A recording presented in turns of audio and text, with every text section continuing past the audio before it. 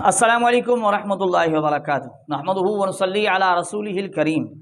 ناظرین کرام، آپ جو اسکرین پر آپ کو تصویریں نظر آ رہی ہیں،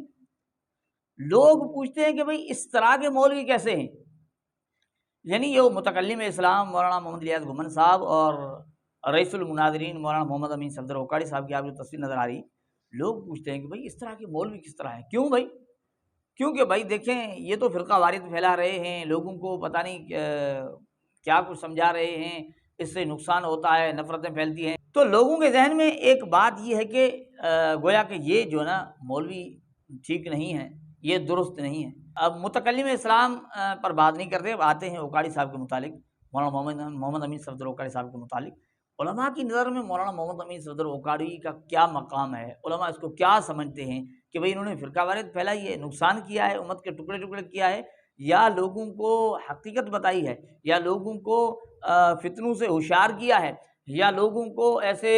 دھوکے باز لوگوں سے ہوشیار کیا ہے، کذاب و دجال لوگوں کی شناخت کرائی ہے، یا امت کو حقیقت یعنی صراط مستقیم سمجھایا ہے اور ائمہ مجتہدین کا مقام سمجھایا ہے؟ ذرا اس کے متعلق یہ جو آپ کو تصویر نظر آئی ہے، مولانا مفتی عاطف حنفی صاحب اوکاڑی صاحب کے متعلق ایک زبردست گفتگو کر رہے ہیں، ذرا آپ سماعت فرمائیں تاکہ ہمیں سمجھ میں آئے کہ اس طرح کے مولوی یعنی اوکاڑی صاحب رحمۃ اللہ علیہ جیسے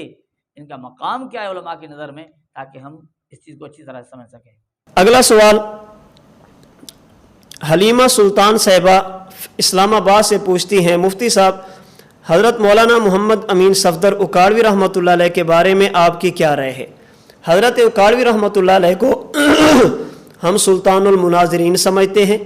حجت اللہ فی الارض سمجھتے ہیں، دین کے دفاع کے لیے جو انہوں نے کام کیا ہم ان کی قدر کرتے ہیں اور ان کاموں کو حضرت کی نجات کا ذریعہ سمجھتے ہیں۔ حضرت اوکاڑوی رحمۃ اللہ علیہ اپنے دور میں ہر باطل کے مقابلے میں سیسا پلی دیوار تھے۔ آپ ہر وقت اہل اسلام، اہل سنت والجماعت کے عقائد اور مسائل کے تحفظ کے لیے اور ان کی اشاعت کے لیے کمر بستہ رہتے، اور اس کے لیے آپ نے پوری زندگی وقف فرمائی اور دور دور کے سفر فرما کر اسلام کا دفاع کیا، اسلامی عقائد کا دفاع کیا، اہل سنت والجماعت کے عقائد اور مسائل کا دفاع کیا۔ آپ نے جو مناظرے کیے وہ کسی خاص فرقے کے ساتھ نہیں تھے، آپ کے مناظرے ان لوگوں کے ساتھ بھی ہیں جو اللہ کے وجود کے منکر تھے،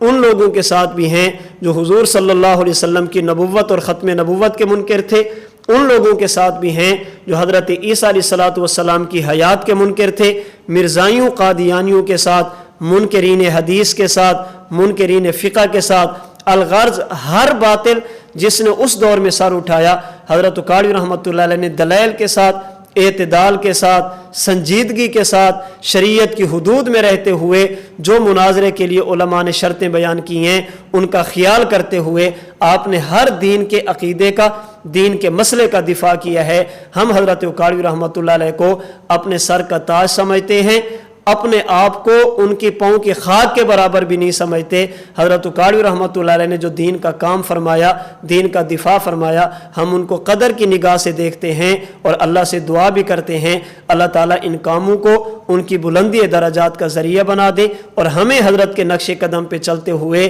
اسلام کے دفاع کی توفیق عطا فرمائے، اہل سنت والجماعت کے عقائد و نظریات کے دفاع کی توفیق عطا فرمائے، اور اللہ رب العزت ہمیں حضرت کی جو فہم تھا، حضرت کا علم تھا، اس کا کچھ حصہ اللہ ہمیں بھی عطا فرما دیں، تو یہ ہم اپنے لیے اعزاز سمجھتے ہیں۔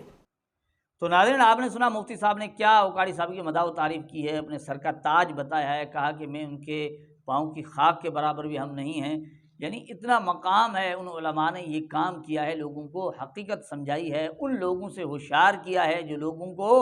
قرآن و حدیث کا نام لے لے کر لوگوں کو دھوکہ دیتے ہیں اور گمراہ کرتے ہیں۔ اللہ جل جلالہ ہمیں ایسے علماء کرام کی قدر کرنے کی توفیق عطا فرمائے۔ السلام علیکم ورحمۃ اللہ وبرکاتہ۔ یہ ہے حقیقت۔